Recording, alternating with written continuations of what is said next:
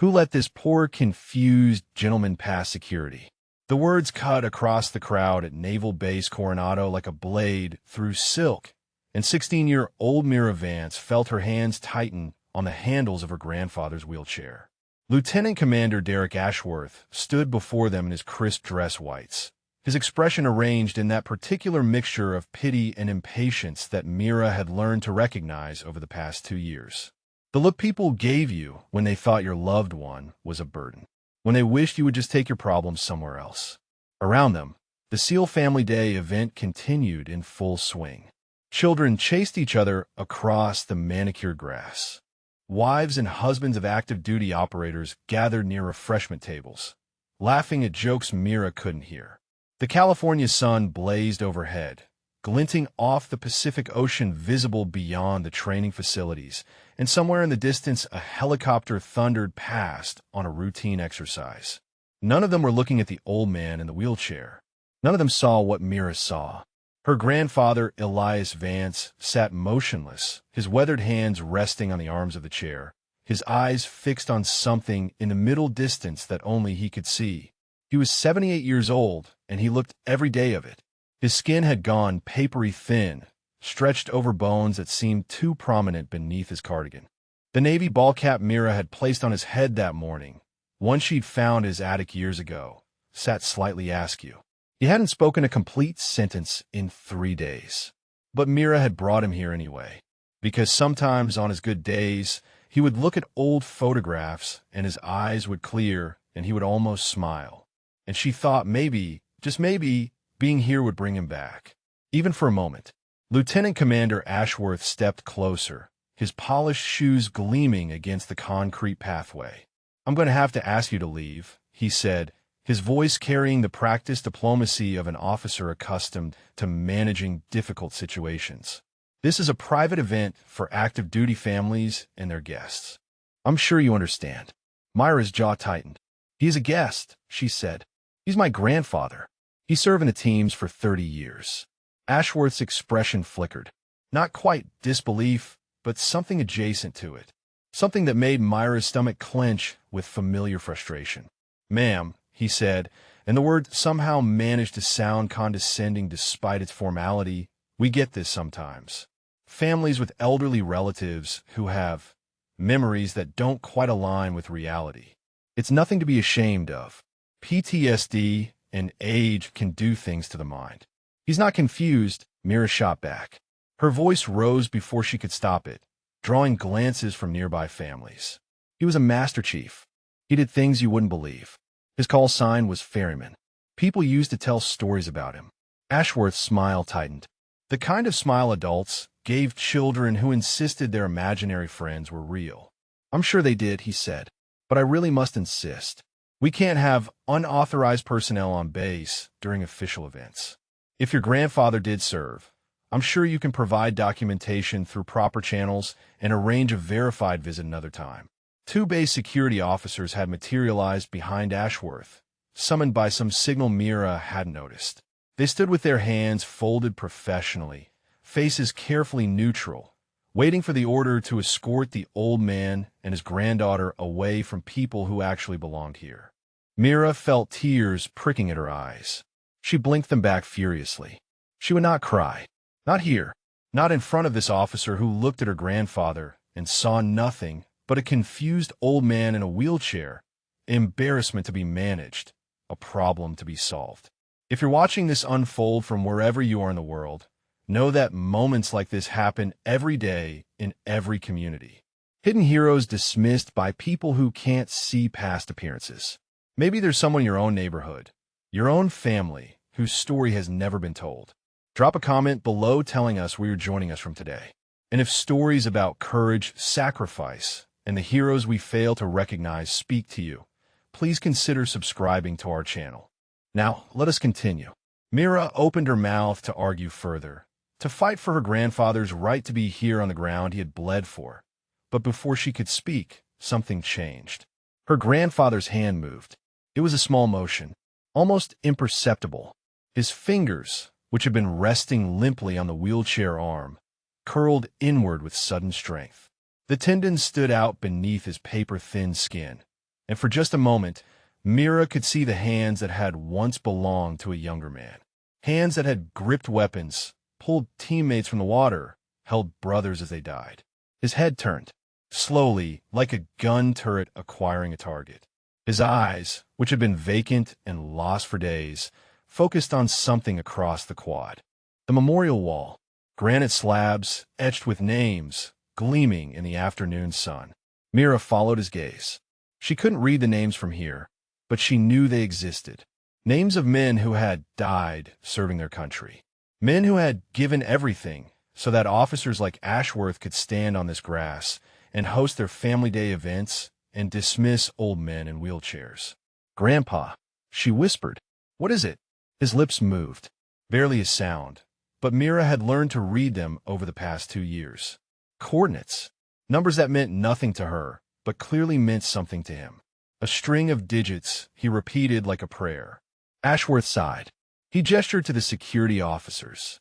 "Please escort them to the main gate," he said, "and make sure they have the information for scheduling a proper verified visit, if they'd like to return."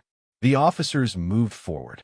But what Lieutenant Commander Derek Ashworth didn't know, what none of them could possibly know, was that in less than 20 minutes he would be standing at attention with tears streaming down his face. In less than 20 minutes. The legend he dismissed as dementia would have an entire base bearing witness to the truth. And in less than 20 minutes, Derek Ashworth would understand that some men don't need documentation to prove what they've done. Some men carry their proof in their bones, in their blood, in the dog tags that have never left their chest for 35 years. The wheelchair began to roll toward the gate, and Elias Vance, call sign ferryman, the man who had brought more operators home from impossible situations than anyone in naval special warfare history, said a single word that stopped everyone cold. "Stay." The word hung in the air like smoke from a discharged weapon. Stay. Not a request. Not a plea.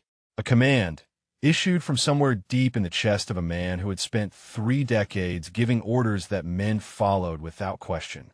Mira froze, her hands still on the wheelchair handles. The security officers hesitated, exchanging glances. Even Ashworth paused, something flickering across his face that might have been uncertainty. But Mira barely noticed, because her grandfather's voice, that single syllable, had triggered something in her memory. A box in his attic. Photographs she had found after her grandmother Eleanor died 3 years ago. Images of a man she barely recognized, young and hard and vital, standing alongside other men who looked like they could walk through walls. She had asked him about those photographs once. He had looked at them for a long time, his fingers trembling over the faces, and then he had closed the box and walked away without a word. That night, she had heard him crying through the walls of his room. She never asked again. Now, standing on the concrete pathway at Coronado with security officers waiting to escort them out, Mira watched her grandfather's jaw tighten with an expression she had never seen before. The confusion that had clouded him for months seemed to be burning away, replaced by something older.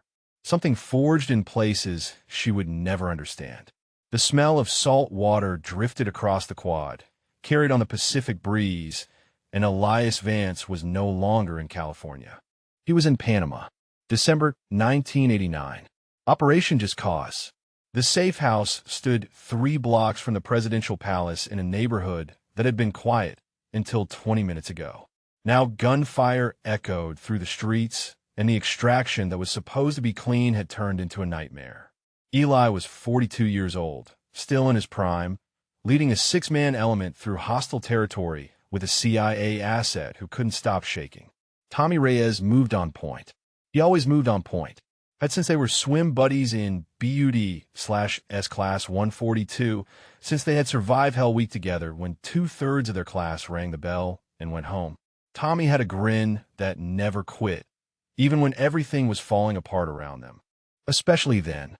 3 months until retirement, Tommy had told him that morning. "Maria is getting married next spring. I promised I'd walk her down the aisle since Dad passed. You're coming to the wedding, right?" Eli had promised. Of course he had promised. The stairwell came without warning.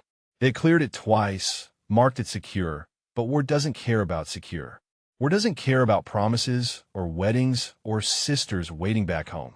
The PDF soldier appeared from a doorway that should have been empty. Young, terrified, finger already on the trigger. Eli saw him a half-second too late. Saw the muzzle flash. Saw Tommy step sideways into the line of fire like he was just moving through a doorway, like it was nothing, like saving Eli's life was simply what he did. The round took Tommy in the chest, punched through his plate carrier at the seam where the protection was weakest. He went down hard, and Eli was on him before he hit the ground, his hands pressing against the wound that wouldn't stop bleeding. The asset was screaming. The team was returning fire. Somewhere above them, a helicopter was coming. Too late, always too late. Tommy's hand found Eli's, squeezed once with the strength of a man who had always been the strongest among them. Get them home, Eli. His voice was wet, wrong. All of them. I'm not leaving you. That's an order. Tommy's grin, even now, even with the light leaving his eyes. Swim, buddy. That's an order. The memory fractured, splintered into 1,000 pieces that Eli had spent 35 years trying to hold together. He carried Tommy's body for 18 hours through hostile territory, refused to leave him.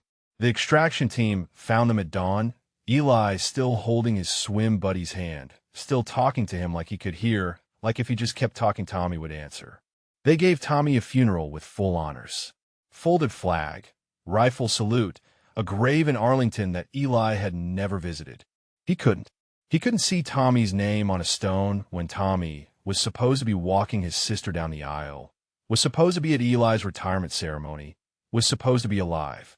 So Eli kept the dog tags instead, wore them next to his own, carried his brother against his heart for 35 years, because that was the only way he knew to keep his promise. Get them home. All of them. He had. Every operator on that team made it out of Panama. Every single one except the man who had saved them all. Myra's voice pulled him back. Grandpa, are you okay? He blinked. The California sun was bright. Too bright. His hands were shaking in his lap, the old tremor that had started after Eleanor died, after the last person who knew what he carried had gone and left him alone with his ghosts. The security officers were still waiting. Ashworth was saying something about procedures, about verification, about how they really needed to leave now. But Eli's eyes had found the memorial wall again. Granite slabs in the distance, names carved deep. He knew Tommy's name was there. He had never come to see it. 35 years in the teams, and he had never once visited the memorial because seeing the name would make it real in a way the dog tags against his chest never could. His lips moved again. The coordinates. 8.9833 degrees north. 79.5167 degrees west. Panama City, the place where his best friend died, saving his life. He pressed his hand against his chest, against the 2 sets of tags hidden beneath his cardigan. Still here, brother, he whispered. Still here. And for the first time in 3 days, Elias Vance knew exactly where he was and exactly why he had come.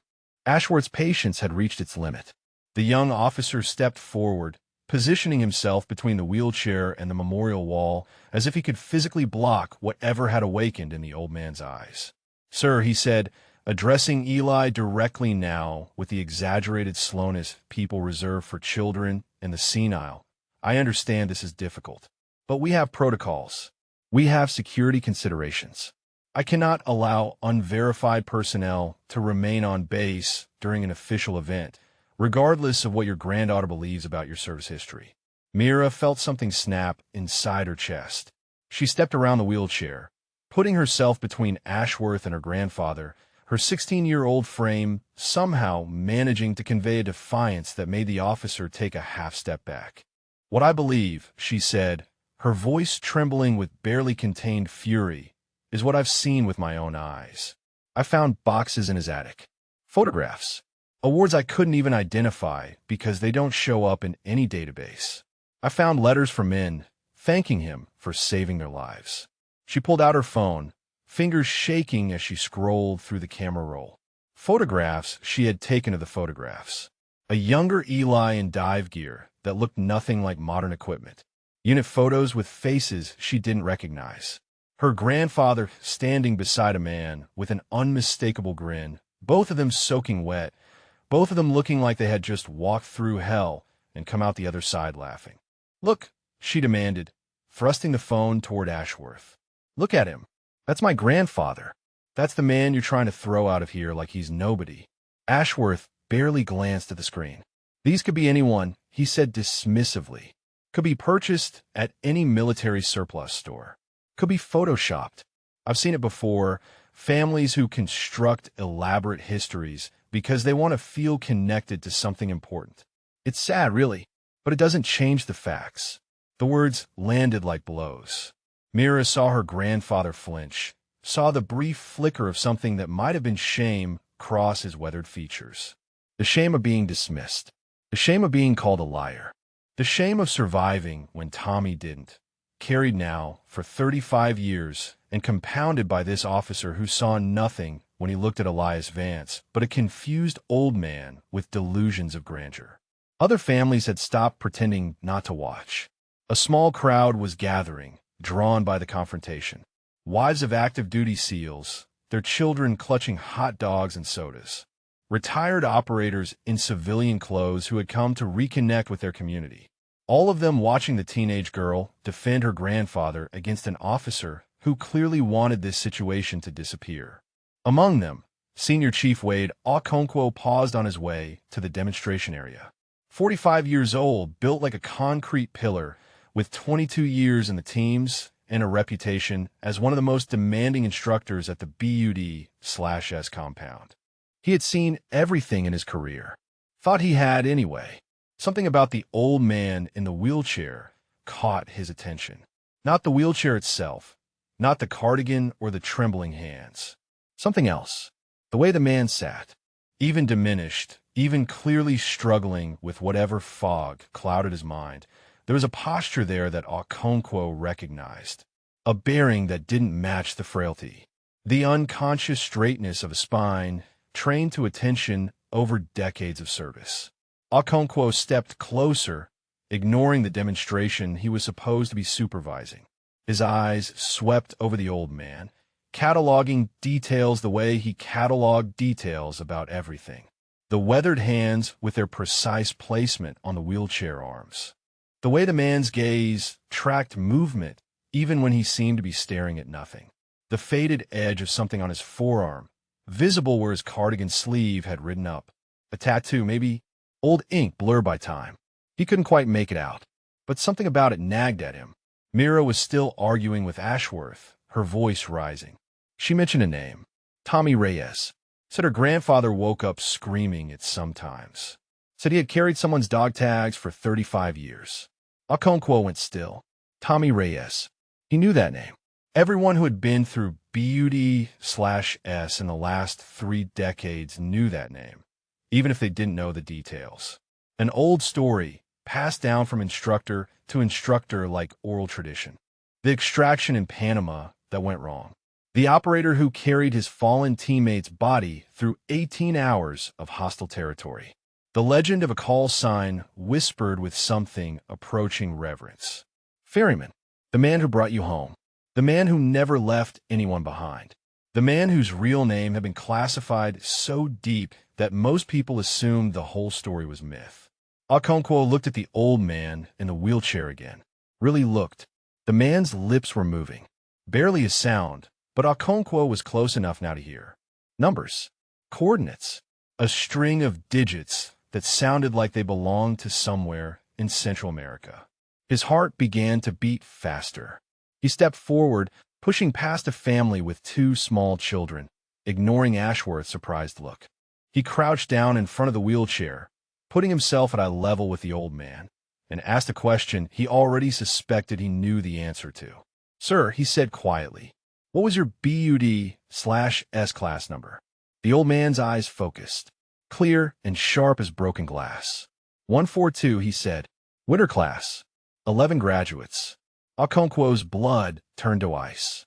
Class 142, the legendary class. The one with the highest attrition rate in history. The one that produced more Medal of Honor recipients per capita than any other class before or since. He pulled out his phone. His hands were shaking. Ashworth was asking what he was doing, demanding to know why a senior chief was interfering with a security matter. But Okonkwo wasn't listening anymore. He dialed a number he had memorized years ago, a number for situations exactly like this one. Someone answered on the second ring. "This is Senior Chief Okonkwo," he said, his voice barely above a whisper.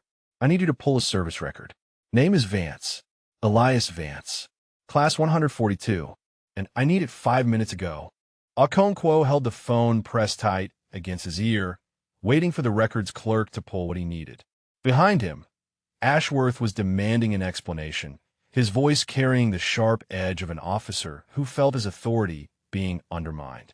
But Okonkwo had stopped caring about rank the moment the old man said Class 142. Mira watched the senior chief's face, trying to read what was happening. Her grandfather had gone quiet again, retreating back into whatever internal landscape he inhabited most days. But there was something different now. A tension in his shoulders, an alertness in the way his head tilted toward sounds. She thought about the years since her grandmother died, the slow fate of the man who had once seemed invincible. Eleanor had been the only one who could reach him, the only one who knew what he carried. When cancer took her in the spring of 2015, something in Eli had broken that couldn't be fixed. His children, Myra's father and aunt, hadn't known what to do with him. The silences that stretched for hours. The nightmares that sent him screaming through the house at 3 a.m. The way he sometimes called them by names they didn't recognize, names of men who existed only in photographs and classified files. They moved him to the assisted living facility because they didn't know what else to do. Because caring for a man haunted by ghosts they couldn't see had become too heavy to carry. Mira had hated them for it. Still did some days. But she kept visiting. Every Sunday afternoon, sometimes more. She brought him coffee from a shop he used to love, back when he still went outside. She sat with him even when he didn't speak, even when his eyes looked through her at something far away. She found the photographs and learned to ask questions without expecting answers. And somewhere along the way, she had started to understand that her grandfather wasn't confused.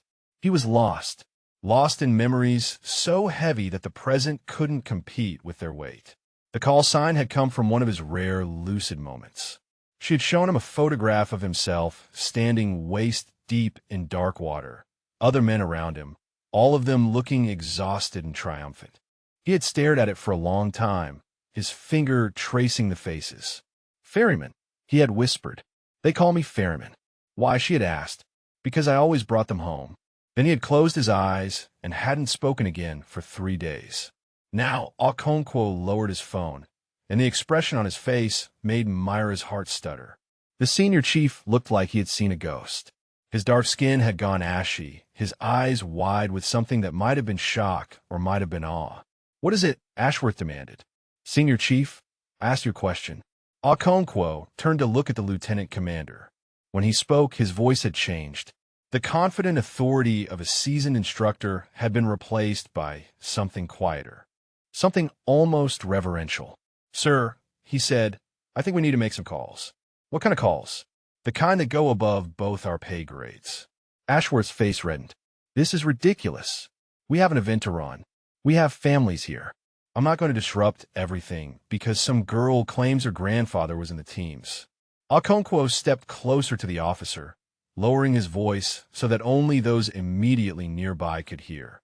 "Sir," he said carefully, "I just pulled a partial service record. What I found was mostly redacted. Black bars across almost every page. Do you understand what that means?" Ashworth's expression flickered. Uncertainty replacing irritation. "It means," Okonkwo continued, "that this man did things that are still classified 30 years later.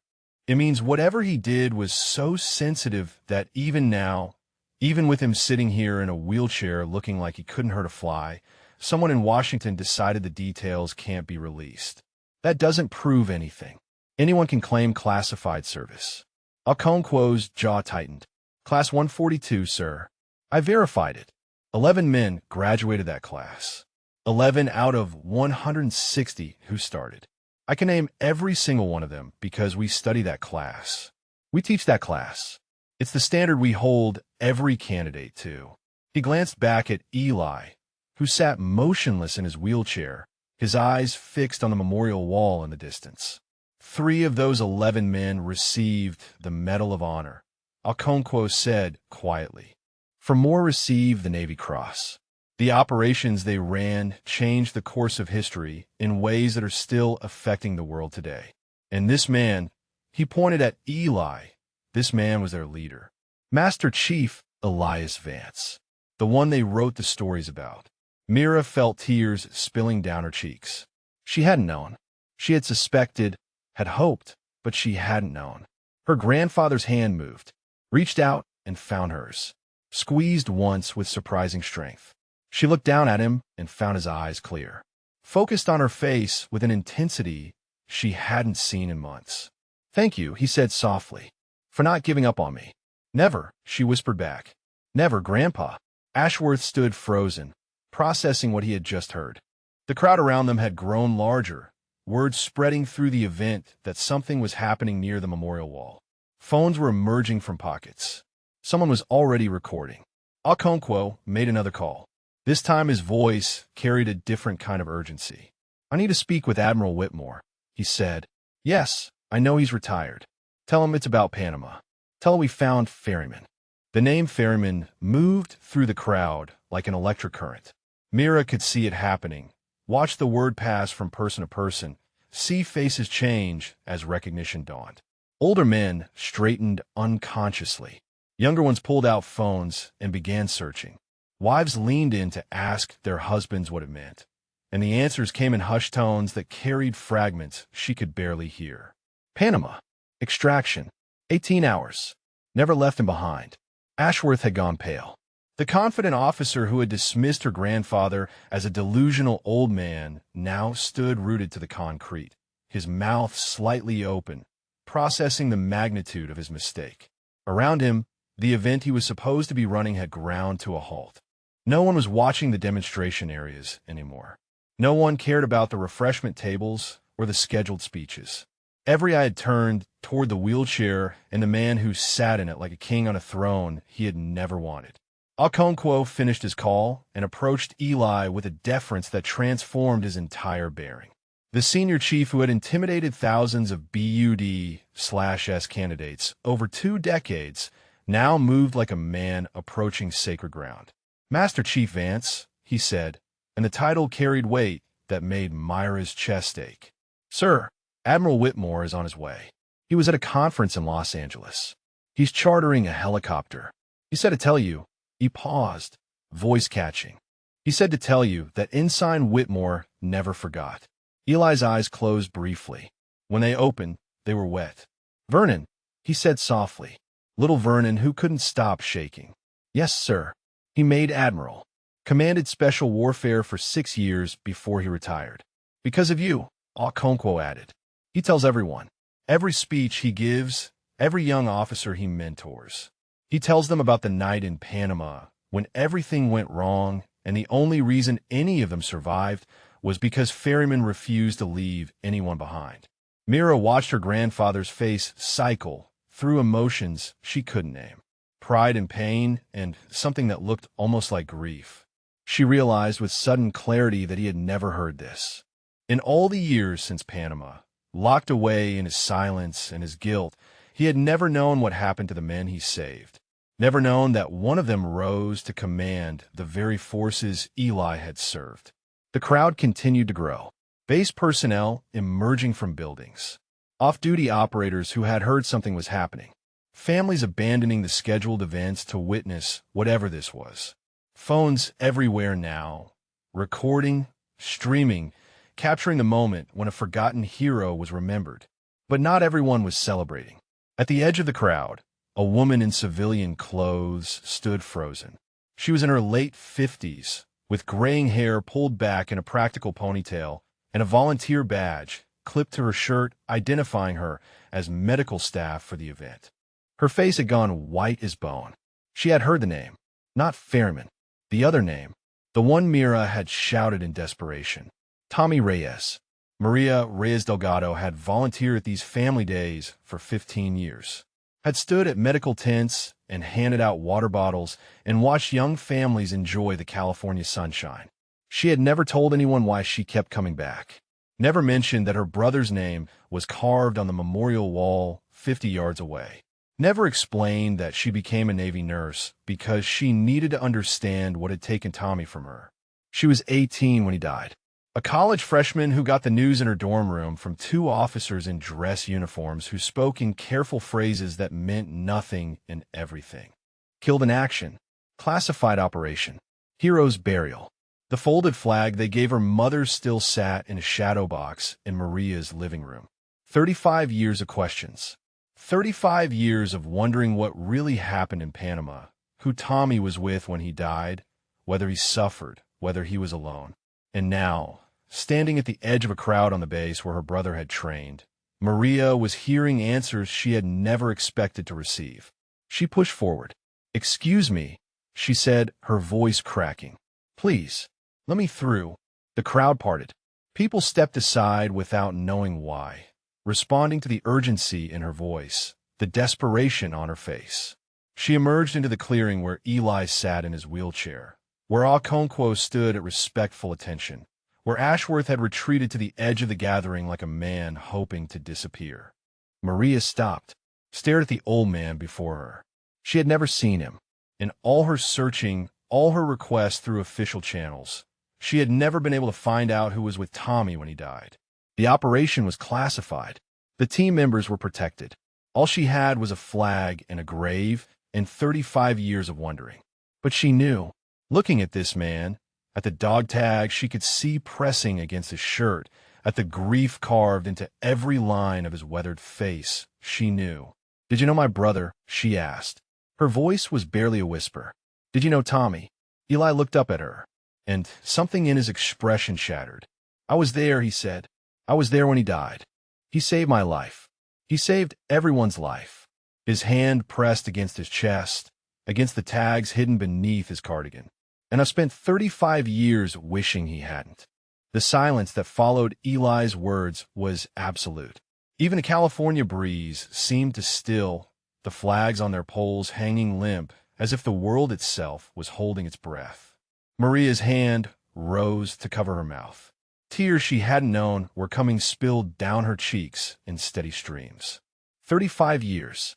35 years of imagining her brother's final moments, of constructing scenarios in her mind, of wondering if he died alone in some foreign street with no one to hold his hand. And here was the answer. Here was the man who had been there, who had watched it happen, who carried the weight of it still, visible in every tremor of his hands, every shadow in his eyes. "You carried him," she said. "The stories I heard. Someone carried him out. That was you." Eli nodded. The motion seemed to cost him something. "I couldn't leave him. I promised." Maria took a step closer, then another. The crowd around them had gone utterly still, hundreds of people bearing witness to a reunion 3 decades in the making. Phones recorded silently. No one spoke. No one dared break whatever was happening between this grieving sister and the man who had brought her brother home. "He wrote about you," Maria said. Her voice was stronger now, steadier. "In his letters. He never used names because everything was classified, but he wrote about his swim buddy, the one he trusted more than anyone, the one who always got everyone home." She reached into her pocket and pulled out a photograph. Laminated, worn at the edges from years of handling. 2 young men standing waist deep in dark water, exhaustion and triumph written on their faces. The same photograph Mira had found in Eli's attic. "He sent this to me," Maria said, 2 weeks before that mission. He wrote on the back. She turned it over. Eli could see words in faded ink, Tommy's familiar handwriting that he had seen on 100 mission notes and 1,000 letters home. "My brother from another mother," Maria read aloud. "If anything ever happens to me, find this guy. Tell him it wasn't his fault. Tell him Tommy said so." The sound that escaped Eli's throat was not quite human. A wounded animal noise, torn from somewhere so deep that Mira had never heard anything like it. Her grandfather's composure, the iron control he had maintained for 35 years, finally cracked. "He knew," Eli whispered. "He knew I would blame myself." Of course he knew. Maria knelt beside the wheelchair, putting herself at eye level with the man who had haunted her imagination for 3 decades. He was your swim buddy. He knew everything about you. And he wanted you to know, needed you to know, that whatever happened wasn't your fault. I missed a shot, Eli said. The words tumbled out like they had been waiting 35 years to escape. There was a shooter in a doorway we had cleared twice. I saw him half a second too late. Tommy stepped in front of me, took the round that was meant for my chest. His hand was shaking violently now. Mira moved to steady him, but Maria got there first. She took his weathered hands in hers and held them tight. He made a choice, Maria said. The same choice he would have made 1,000 times over. Because that's who Tommy was. He protected the people he loved. He protected you. He had 3 months until retirement. Eli's voice broke on the words. He was going to walk you down the aisle. Maria's composure shattered. She had been 18 at her wedding, married in a small ceremony where her uncle gave her away because her brother was buried in Arlington. She had always wondered if Tommy knew. If somehow, in those final moments, he had thought about the promise he couldn't keep. I walked myself, she said through tears, but I saved a seat for him. Front row. Put his photograph right there so he could see. The crowd was weeping. Hardened operators with decades of combat experience stood with tears streaming down their faces. Wives clutched their husbands' arms. Children too young to understand watched their parents cry and sensed that something important was happening. Okonkwo had removed his cover and held it against his chest. His head was bowed. Ashworth had retreated further still, his back nearly against the memorial wall.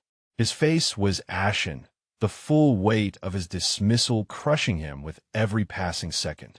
He had called this man a fraud, had ordered him removed from sacred ground, had sneered at a granddaughter's love and a legend sacrifice. In the distance, the sound of rotors. A helicopter approaching from the north, moving fast.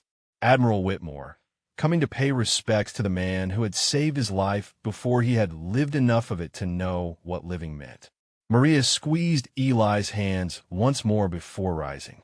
She reached into her pocket again and withdrew something else. A letter, yellowed with age, carefully preserved in a plastic sleeve. He wrote this the week before that mission, she said. I've never shown it to anyone, but I think it was meant for you. She pressed it into Eli's trembling hands. Read it, she said gently. Read what my brother wanted you to know. Eli looked down at the letter. Tommy's handwriting on the envelope. No name, no address. Just 2 words in his swim buddy's familiar scrawl. For Eli. 35 years. 35 years this letter had waited. His fingers, trembling, began to open it. The paper was fragile in Eli's hands. 35 years in a drawer, in a box, in whatever sacred place Maria had kept her brother's final words. The edges had yellowed and the creases had grown soft, but Tommy's handwriting remained clear. Bold strokes that Eli would have recognized anywhere. Mira moved behind the wheelchair, her hands resting on her grandfather's shoulders. She could feel him trembling beneath her palms, feel the effort it took for him to hold the letter steady enough to read. The crowd had pressed closer, but Okonkwo held up a hand and they stopped. This moment belonged to the man in the wheelchair. Whatever words Tommy Reyes had written 3 decades ago were not for public consumption. Eli's eyes moved across the page. His lips formed words without sound. And slowly, like dawn breaking over a battlefield, something in his face began to change. The letter was not long. Tommy had never been one for lengthy speeches. He communicated in actions, in the squeeze of a hand during a firefight, in the grin that said everything would be okay even when it wouldn't. But he had known, somehow, that words would be needed, that his swim buddy would require something more than memory to survive what was coming. Eli, the letter began. If you're reading this, then I guess the odds finally caught up with me. Don't be dramatic about it. You know I hate when you get dramatic. Eli made a sound that was almost a laugh. Wet and broken, but recognizable. I've been meaning to write this for years, Tommy's words continued. Every time we go out, I think about it. Well, I want you to know if I didn't come back. And every time, I put it off because writing it feels like admitting it might happen. But we're going to Panama next week, and something feels different this time. Heavier. So here it is. The helicopter was closer now, its rotors thundering across the base. People looked up, tracking its approach, but Eli didn't move. His entire world had narrowed to the paper in his hands. You're going to blame yourself. I know you, brother. I know how that brain of yours works.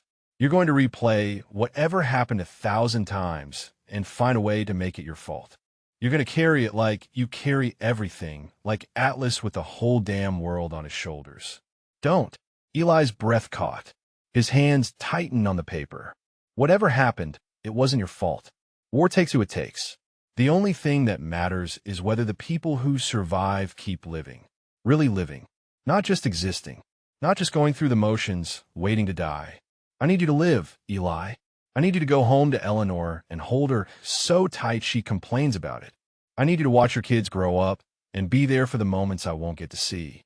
I need you to get old and fat and tell stories about me that get more ridiculous every year. The tears were falling freely now. Eli made no effort to stop them. And when it gets hard, when the guilt feels like it's going to crush you, I need you to remember something. You didn't fail me. You could never fail me. Every day I spent as your swim buddy was a gift. Every mission we ran, every time we pulled each other out of the water, every stupid joke in the ready room. That was the life I chose, the life I loved, and I wouldn't trade a second of it. Maria was crying silently beside the wheelchair. She had read this letter 100 times in 35 years, had memorized every word, every curve of her brother's handwriting. But watching Eli read it, watching Tommy's words finally reach the man they were meant for, broke her heart open in ways she hadn't known were possible. So here's my final order, swim buddy. My last mission for you. Forgive yourself. Live your life. And every once in a while, raise a glass to Tommy Reyes, the best-looking operator in Class 142, who definitely would have made Admiral if he hadn't been too busy saving your sorry ass. I love you, brother. See you on the other side. Tommy. The letter dropped into Eli's lap. His head bowed. His shoulders shook with sobs that seemed to come from somewhere deeper than his body, somewhere that had been locked away for 3 decades. Mira wrapped her arms around him from behind, holding her grandfather as he wept. She was crying too, tears soaking into his cardigan, but she didn't let go. She would never let go. Maria knelt again, her hand finding Eli's. He meant it, she said softly. Every word. He knew you would need to hear it someday. He knew you would carry him until someone gave you permission to put the weight down. Eli looked up at her. His face was ravaged, decades of grief finally finding release. I never stopped carrying him, he whispered. I never knew how. Maria squeezed his hand. Then let me help you, she said. Let us help you. It's what Tommy would have wanted. The helicopter was descending now, kicking up dust across the quad. Admiral Vernon Whitmore, 4 stars on his collar, was about to land on the ground where his life had been saved 35 years ago. But Eli barely noticed. He was still holding Tommy's letter, still reading the final line over and over. Forgive yourself. For the first time in 35 years, he wondered if maybe he could. The helicopter touched down at the edge of the quad, its rotors still spinning as the door slid open. Admiral Vernon Whitmore emerged before the blades had stopped turning, his white hair whipping in the downdraft, his 70-year-old frame moving with the urgency of a man half his age. He had dressed in his service uniform, 4 stars gleaming on his shoulders, ribbons stacked in rows across his chest, telling the story of a career that had spanned 4 decades and shaped the future of naval special warfare. But none of those ribbons mattered as much as the memory that had driven him to charter a helicopter and cross 200 miles in 40 minutes. The crowd parted before him like water before a ship's bow. Officers snapped to attention. Enlisted personnel straightened instinctively. Even the civilians seemed to sense that something significant was happening, that the man striding across the grass carried an authority that transcended rank. Whitmore's eyes found the wheelchair immediately, found the old man sitting in it, letter still clutched in trembling hands, face wet with tears that had waited 35 years to fall. He stopped, 10 feet away, close enough to see every line carved into Eli's weathered face, close enough to recognize features that time had changed but could never erase. Master Chief Vance, he said, His voice carried across the silent quad. Eli looked up, his eyes, still swimming with grief, focused on the Admiral's face. Search for something familiar beneath the years and the stars. "Vernon," he said softly. Little Vernon, who couldn't stop shaking. Whitmore's composure cracked. Just for a moment. A tremor in his jaw. A brightness in his eyes that belied the 4 stars on his shoulders. "I was 23 years old," he said. His voice was thick, fresh out of Annapolis. "Thought I knew everything. Thought I was invincible. And then Panama happened, and I learned exactly how wrong I was." He took a step closer, then another. "I remember the safe house, the gunfire, the chaos. I remember freezing, standing there like a statue while everything fell apart around me, because they never taught us at the academy what to do when the plan goes to hell and your friends are dying." The crowd was utterly still. No one moved. No one breathed. "And I remember you," Whitmore continued, grabbing me by the collar, shoving me toward the exit, telling me to move, to keep moving, to not stop until I reached the extraction point. Your voice was the only thing cutting through the noise in my head, the only thing that made sense. He was standing directly before the wheelchair now, looking down at the man who had saved his life before he knew what his life was worth. "You carried Chief Reyes on your back for 18 hours, Whitmore said, "but you don't know what else you carried. You don't know that you carried me too. Not physically, but you carry my future, my career, my wife and children and grandchildren. Everything I became, everything I built, started in that safe house when you refused to let me die." Eli shook his head. "I just did my job." "No." Whitmore's voice hardened. "You did more than your job. Your job was the mission, the asset. Instead, you saved everyone. Every single person in that element made it home because of you. And we have spent 35 years living the lives you gave us while you disappeared into silence." He turned to address the crowd. His Admiral's voice, the one that had commanded thousands, rang out across the quad. "This man," he announced, "is Master Chief Elias Vance. Call sign Ferryman. In 30 years of service, he participated in operations that are still classified to this day. He received the Navy Cross twice, the Silver Star 3 times, the Bronze Star with V device more times than I can count. He trained the men who are standing before you today." Whitmore's gaze swept across the gathered SEALs, the families, the officers who had remained silent throughout. "And 20 minutes ago, one of our own tried to throw him off this base." The words landed like grenades. Every eye turned to find Ashworth, who stood frozen against the memorial wall, his face the color of ash. Whitmore didn't look at him. Didn't need to. The shame radiating from the lieutenant commander was punishment enough. For now. Instead, the Admiral turned back to Eli, reached into his pocket, and withdrew something small. A challenge coin, worn smooth from years of handling. "You gave this to me," Whitmore said, "the night of the extraction. You pressed it into my hand and told me to keep it. Said it would remind me what we fight for." He held it up so the crowd could see. The seal, trident on one side.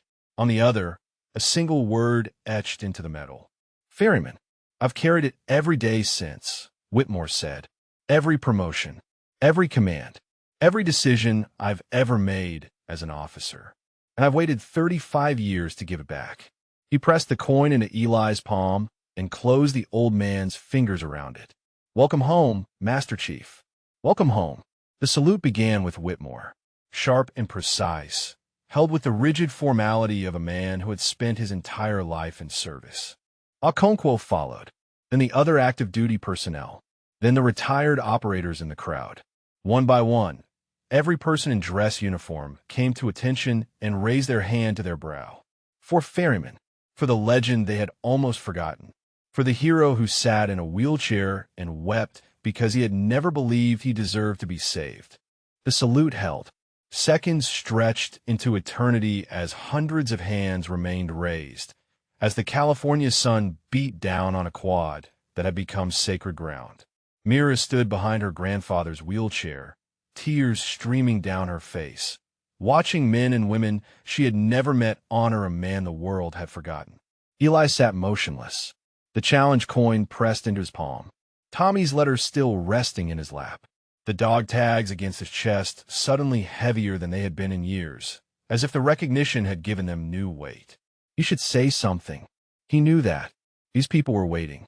Admiral Whitmore still held his salute for stars gleaming in the sunlight. Okonkwo's arm hadn't wavered. Even civilians in the crowd had placed their hands over their hearts. But what words could possibly be enough? 35 years of silence. 35 years of believing he didn't deserve recognition because the man who should have received it was buried in Arlington. 35 years of hiding from a world that had moved on while he remained frozen in a safe house in Panama City, holding his best friend's body, listening to the life drain out of him one ragged breath at a time. And now this. Hundreds of people. An admiral who had flown 200 miles. A sister who had carried her brother's letter like a sacred trust. A granddaughter who had never stopped believing. Eli's hand rose slowly, trembling, the muscles remembering a motion they hadn't performed in decades. He straightened in his wheelchair, spine aligning with an instinct that 30 years of service had burned into his bones. And he returned the salute. The sound that moved through the crowd was not quite a cheer. Something deeper. A collective exhale. A release of tension that had built since the moment Ashworth first demanded they leave. Whitmore lowered his hand. The others followed, but no one moved to break the circle that had formed around the wheelchair. No one wanted to shatter whatever spell had been cast. "Master Chief," Whitmore said quietly, "would you like to see the wall?" Eli's eyes moved to the granite memorial. The names carved there. The reason he had never come to Coronado in 35 years, even when Eleanor begged him, even when his children asked, even when the assisted living facility organized veterans' trips to this very base. Tommy's name was there, waiting, had been waiting since 1990 when they added the casualties from Just Cause. Eli nodded, just once, but the motion carried the weight of 3 decades. Mira began to push the wheelchair forward. The crowd parted before them, creating a corridor of bodies that led directly to the memorial. Whitmore walked on one side, Maria on the other. Okonkwo fell in behind, an honor guard forming without orders, without protocol, simply because it was right. The granite wall grew larger as they approached, names etched deep into stone, dates marking the ends of lives that had been given in service. Flowers and coins and small American flags left by families who still remembered. Eli's eyes scanned the carved letters, searching, finding.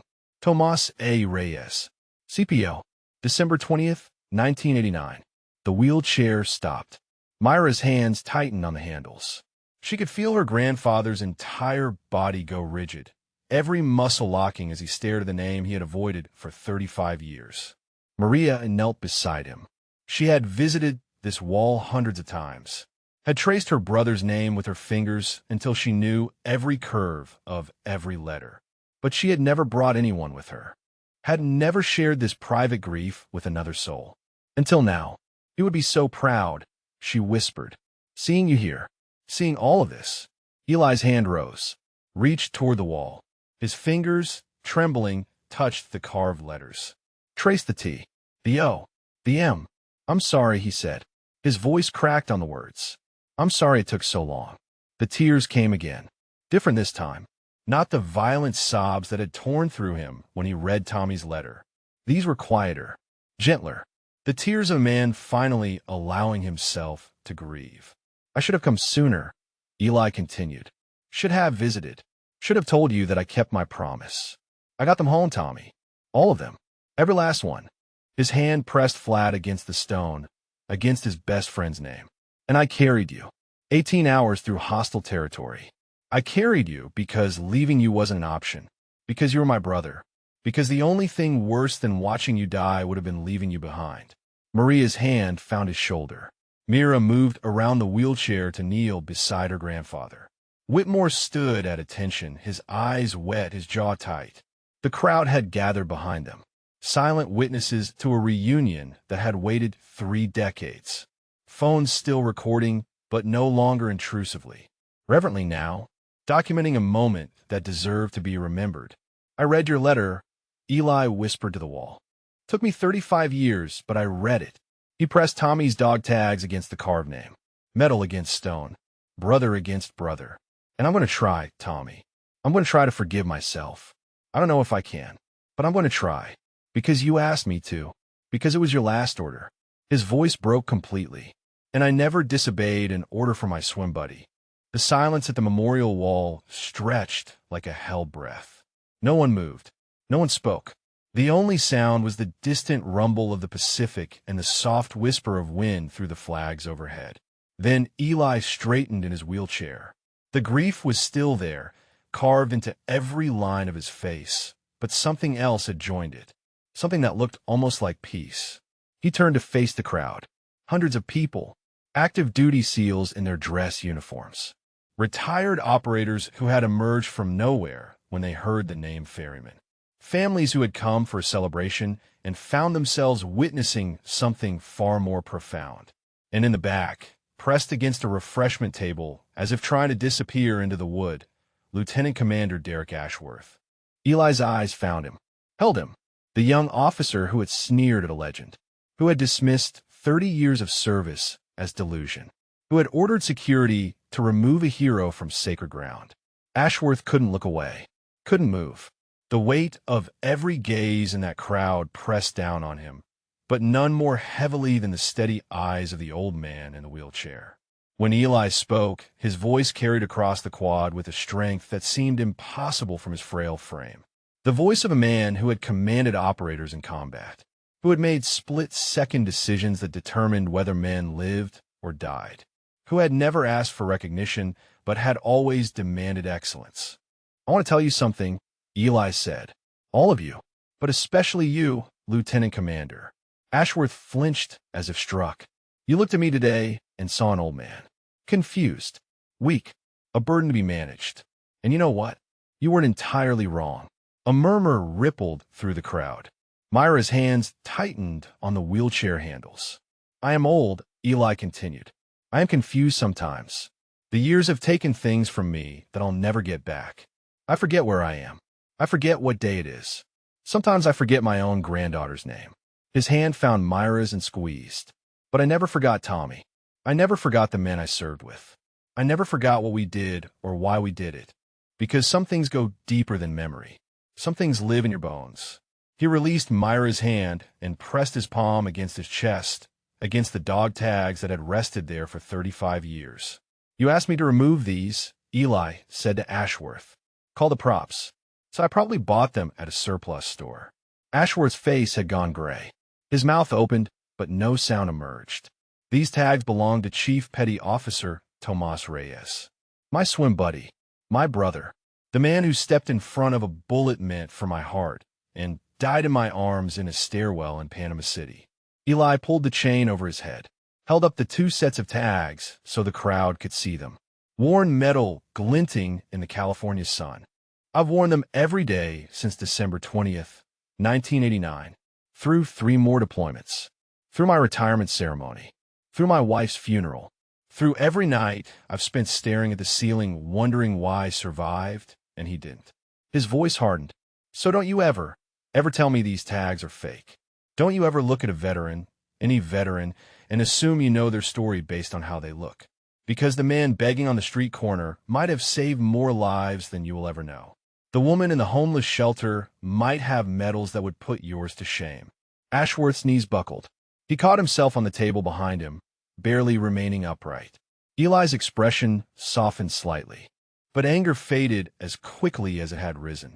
He was too tired for anger, had been carrying it too long. "I don't tell you this to shame you," he said.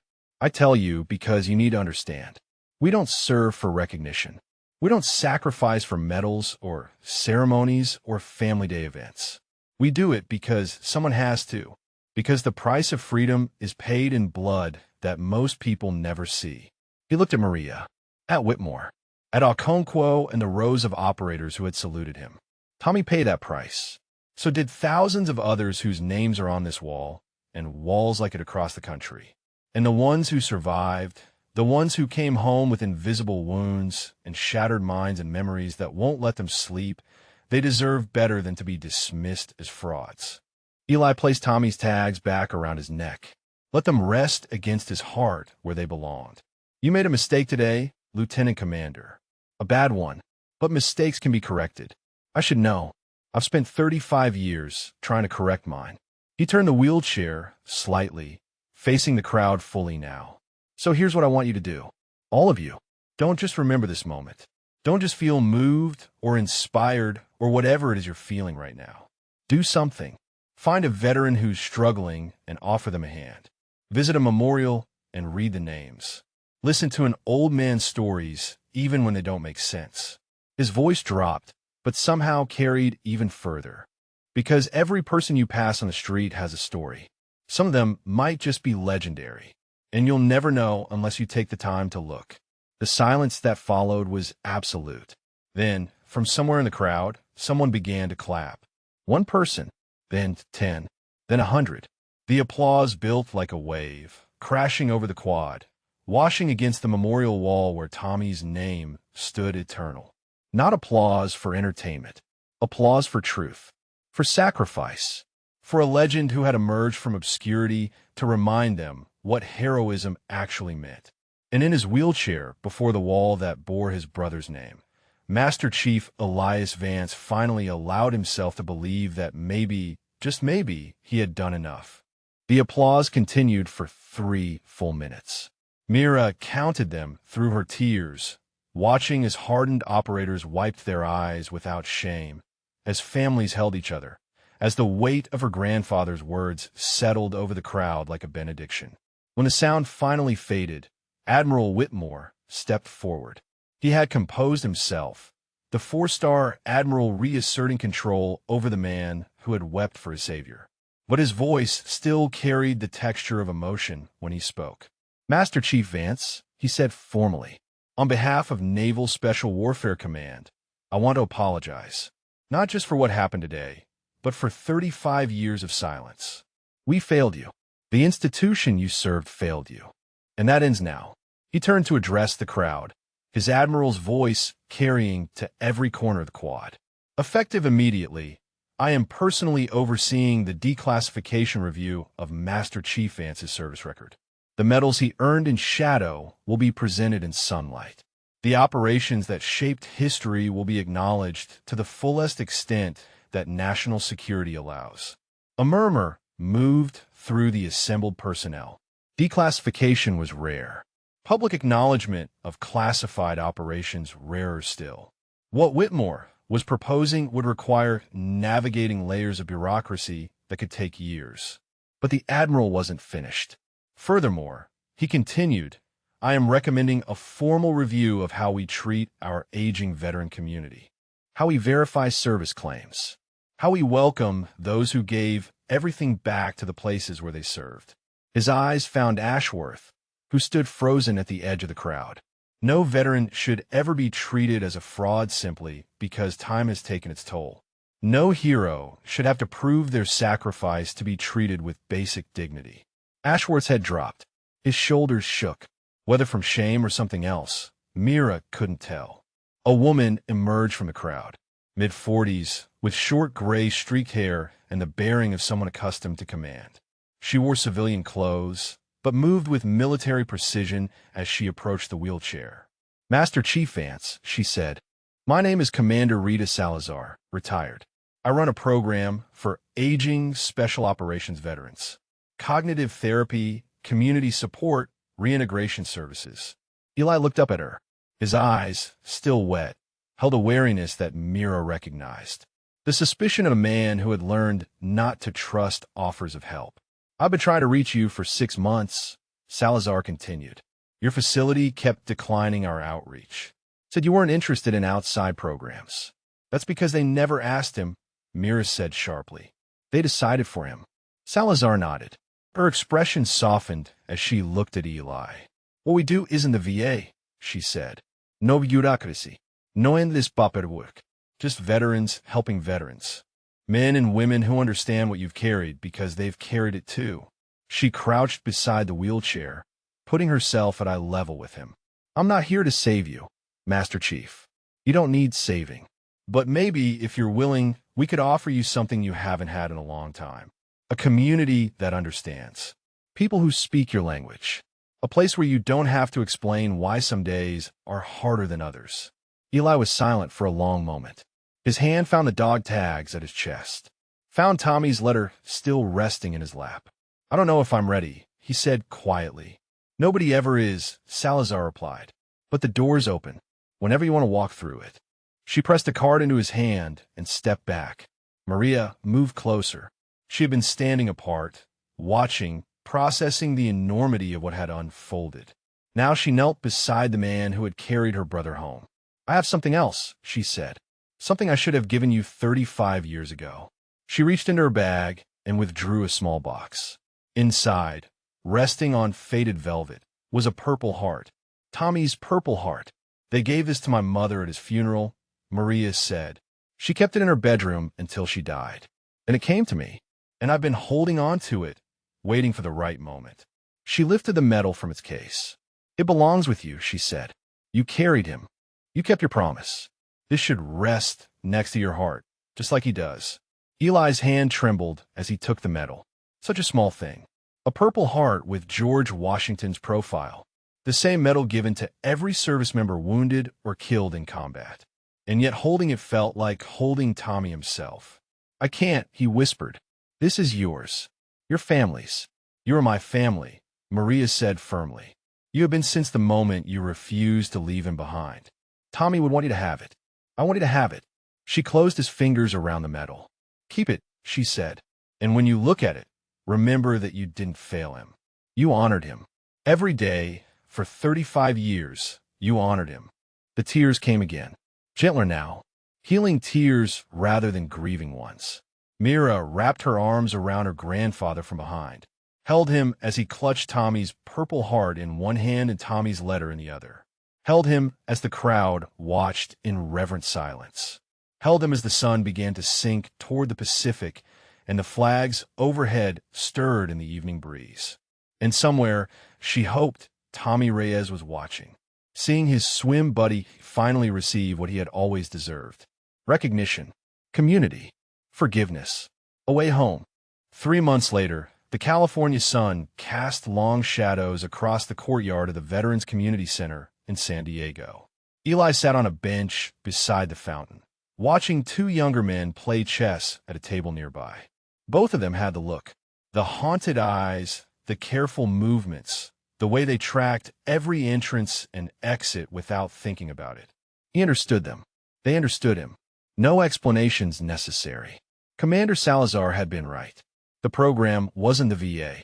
No endless forms. No bureaucratic masses. Just a building full of people who had seen the same darkness and somehow found their way back to the light. Eli had been resistant at first, had attended the first meeting and sat in the back without speaking, just like he had done for decades whenever someone tried to help. But something had shifted in him that day at Coronado. Something had cracked open that couldn't be closed again. On his 3rd visit, he spoke. Just his name and his class number. Blood/S142. The room had gone still. Word had spread about the Family Day incident. The video had gone viral within hours. 12 million views before the Navy's Public Affairs Office could even draft a statement. Everyone knew who he was, but they didn't treat him like a legend. They treated him like one of them, a brother carrying wounds that couldn't be seen. That was when Eli started to heal. Mira visited every weekend now. Sometimes she brought her parents, who had finally begun to understand what they had abandoned when they put their father in that facility. The shame on their faces during the first visit had been painful to witness. But Eli had taken his son's hand and told him the same thing Tommy had written in that letter. "Forgive yourself and live." Maria came twice a month. She and Eli would sit together at Tommy's grave in Arlington or at the memorial wall in Coronado, and they would talk. About Tommy, about the missions, about the years they had both spent carrying grief they thought they had to carry alone. She had become family, real family, not by blood, but by something deeper. The video from that day had changed more than just Eli's life. Ashworth had resigned his commission 2 weeks after the incident, not because he was forced to, but because he couldn't face what he had become. The last Eli heard, the former lieutenant commander was volunteering at a homeless veteran shelter in Los Angeles, trying to make amends the only way he knew how. Eli had written him a letter. Short, like everything Eli wrote. Just 2 lines. Redemption is possible. Keep going. He hadn't received a response. Didn't need one. Admiral Whitmore had kept his promises. The declassification review was underway. Some operations would remain sealed forever, but others were finally seeing daylight. Next month, Eli would receive the Navy Cross in a public ceremony. 2 of them, actually, along with the Silver Stars and Bronze Stars that had gathered dust in classified files for 3 decades. He didn't care about the medals. Had never cared. But Mira would be there. And Maria. And Whitmore. And Okonkwo. And 100 other people who had become his community in the months since that day. That mattered. That was worth showing up for. The chess game ended. One of the younger veterans, a Marine who had lost both legs in Fallujah, rolled his wheelchair over to Eli's bench. "You doing okay, Master Chief?" Eli nodded. "Good days and bad days. You know how it is." The Marine smiled. "Yeah, I know." He rolled away, and Eli was alone with the fountain and the fading sun. He pulled out Tommy's letter. Read it every day now. The paper had grown even more fragile, but the words remained clear. Forgive yourself. Live your life. And every once in a while, raise a glass to Tommy Reyes. Eli reached into his pocket and withdrew a small flask. Unscrewed the cap. Poured a measure onto the ground beside the bench. "Still here, brother," he said softly. "Still trying." He took a sip himself. Let the warmth spread through his chest.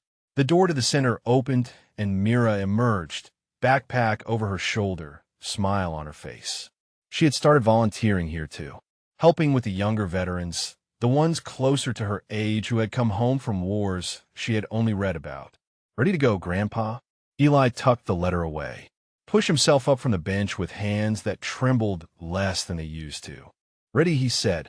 She took his arm, and together they walked toward the parking lot, toward dinner at her parents' house, toward a life he had never believed he deserved. If you found yourself moved by this story, if it reminded you that heroes walk among us unrecognized every day, please consider subscribing to our channel and share with us in the comments. Who is the quiet hero in your life that deserves recognition? Sometimes the greatest warriors aren't the ones still in uniform. Sometimes they're the ones who fought their battles in silence and survived long enough to finally be seen. The sun dipped below the horizon as Myra's car pulled out of the lot. In the passenger seat, Eli watched the Veterans Community Center shrink in the side mirror. The place where he had finally learned to put down the weight he had carried for 35 years. Tommy's dog tags rested against his heart. Tommy's Purple Heart sat in a shadow box on his bedside table. Tommy's letter lived in his pocket, close enough to touch whenever the darkness crept in. But the darkness came less often now. And when it did, he had people to call. People who understood. People who reminded him that surviving wasn't betrayal. It was honor. It had always been honor. And Master Chief Elias Vance, Call's sign ferryman, the man who had spent his life bringing others home, had finally found his own way back.